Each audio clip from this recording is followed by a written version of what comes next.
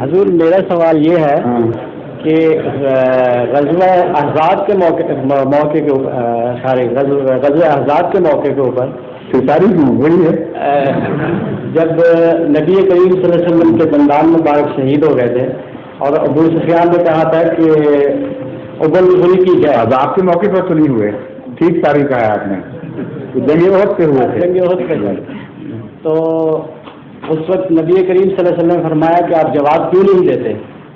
تو نہ یہ اور بات ہے, بالکل دونوں باتیں آپ نے مکس اپ کر دی ہیں حضور. یہ جو جواب نہ دینے والا واقعہ جی یہ بہت بات کا ہے.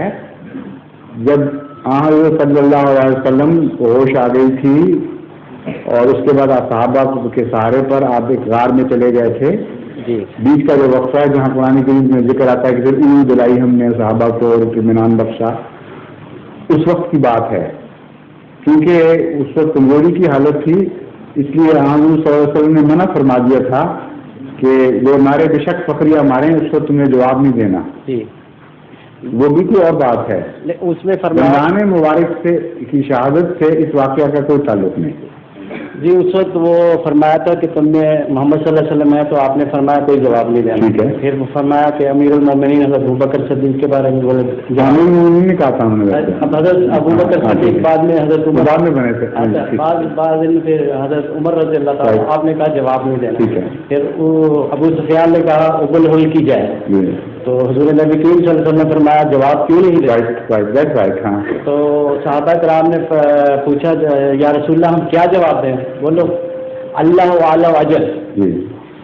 تو اب جس وقت یہ حضور کلمہ پکڑ کے نیچے گراتے ہیں, جبکہ نبی کریم صلی اللہ علیہ وسلم کا ارشاد ہے کہ اللہ ہی بڑا ہے, اللہ ہی بلند شان والا ہے, اور لا الہ الا محمد رسول اللہ کا مطلب ہی یہی ہے کہ خدا کے سوا کوئی بات کے لائق نہیں.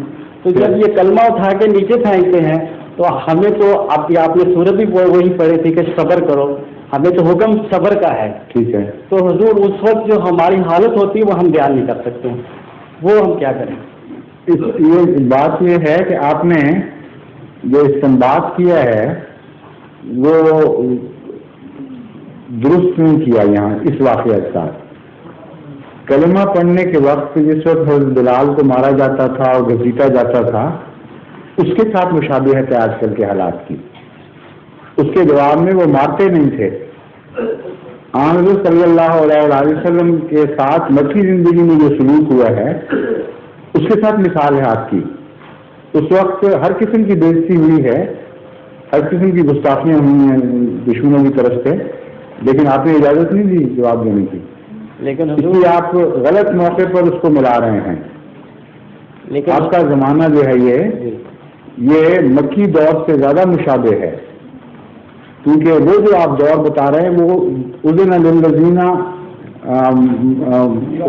یقاتلون فی سبیل اللہ ہے.